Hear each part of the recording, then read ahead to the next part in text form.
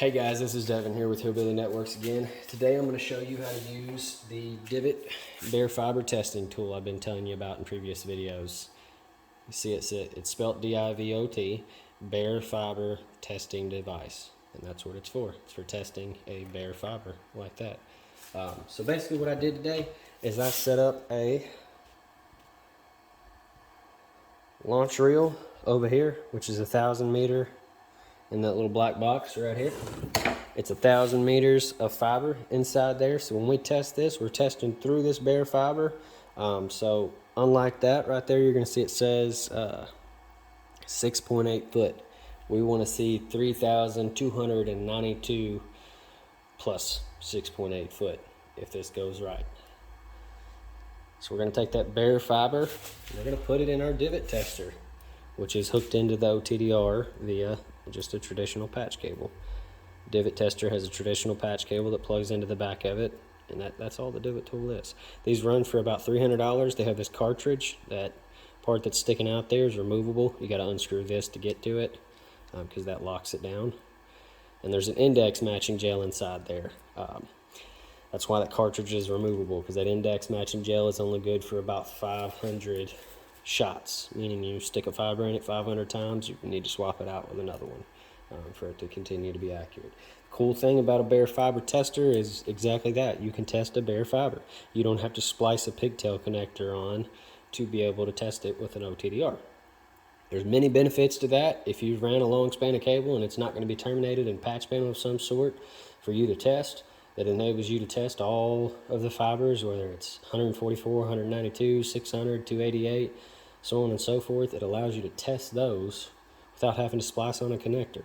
Because testing a fiber in, say, expert mode with this Viavi tester I have right here can take about 3 minutes for 2 wavelengths and anywhere, probably about 5 for 3 wavelengths. And that test, you factor in, 5 minutes per fiber, and you're having to splice on a pigtail connector every single time, it's going to take forever. So they make this tool. That's so you don't have to splice those connectors on. I'm going to go ahead and insert it in here. You basically just take that little hole there and you just insert the fiber in it. Trying to keep it in view, but I also don't want to break this fiber off inside my divot tester. Alright, I'm going to go ahead and set it down now. So again, like I said, I've got a tiny little desk here I'm working with.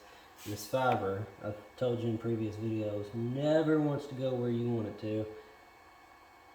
So I'm afraid it's going to yank it off the desk and run my tool. Or I was afraid that was going to happen.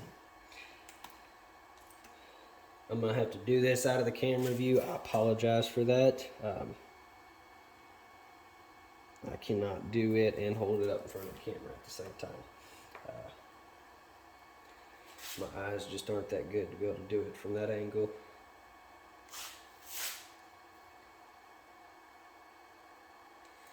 So right now, basically what just happened is the fiber broke off inside the tool. I was able to pull it out, re-stripping off another piece, because that is one of the things can happen. If you push a little too hard, it can break off inside there, and sometimes it can break off inside there in a way that you're not going to get it out, and you're going to have to replace it with another cartridge. This situation today is a little bit more complicated than what I'm usually used to working with, because normally I work with 250 micron, and that goes into this connector very smoothly. This 900, not so much, because it has this thick white jacket on it. I don't think that's in there all the way. Hopefully it is. We'll find out. Like I said, I'm having to be really delicate with it, because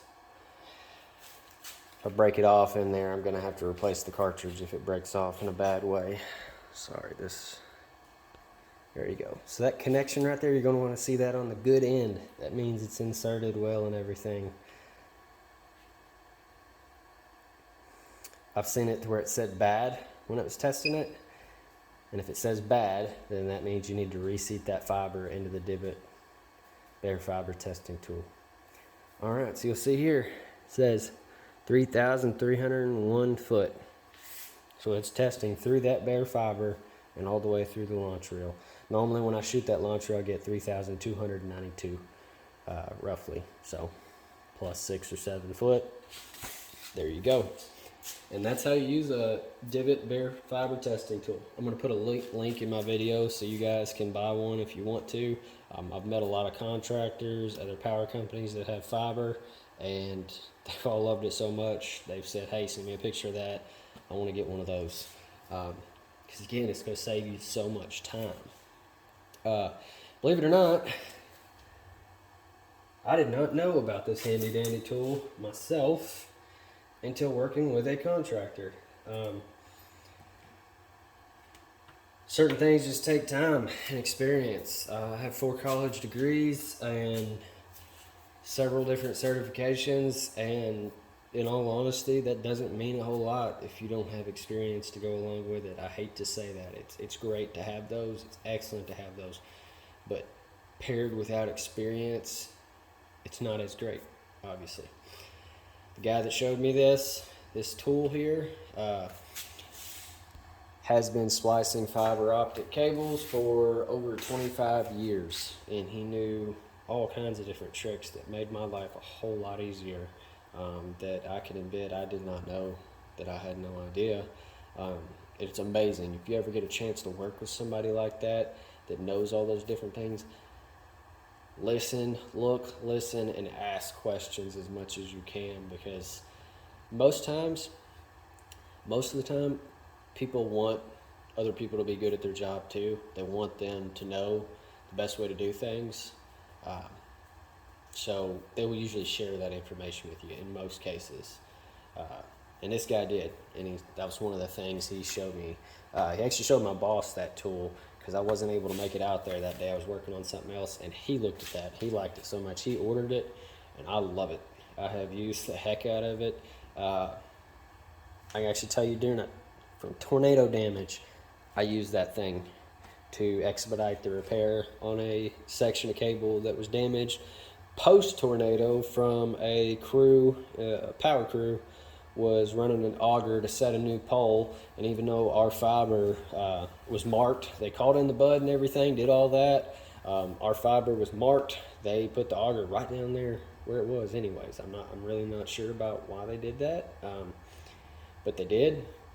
And they spun our bore pipe up in it, made a spiral, and just ripped the bore pipe to shreds as well as the cable. But what I was able to do is I was actually able to take that section of bore pipe that was hanging out of the ground whenever I came up, and I was actually able to cut the cable in the center and test the bare fiber, strip some of the jacket off the cable and test the bare fibers and shoot it both directions to be able to see, am I making it all the way to my right as far as I need to be, and am I making it all the way to my left? To the right, it was like 60,000 foot. Okay, that's making it. So this is the only damage spot from here to there. Shot to the left, only got 1,000 foot.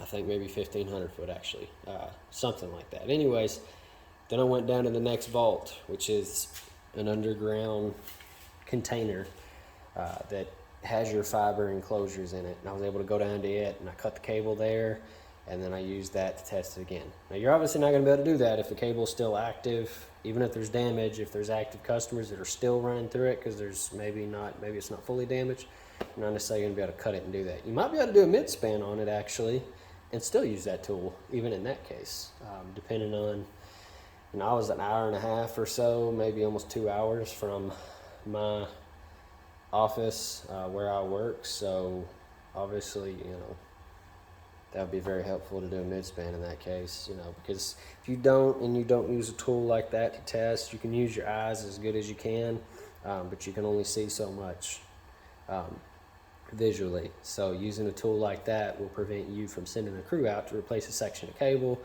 and then when you go to test, oh crap, it was also broken 1,000 foot from there. Everything looked fine. I didn't know that. Well, that awesome tool will allow you to avoid that. Again, you can use the pigtail connector and splice it on and do the same thing, but That makes it so much easier. So I thought I'd show you all that. If you have any questions, feel free to leave them in the comments. Once again, that's Divot, D-I-V-O-T, and I will put a link in the video description if y'all want to buy one of those. All right, thanks.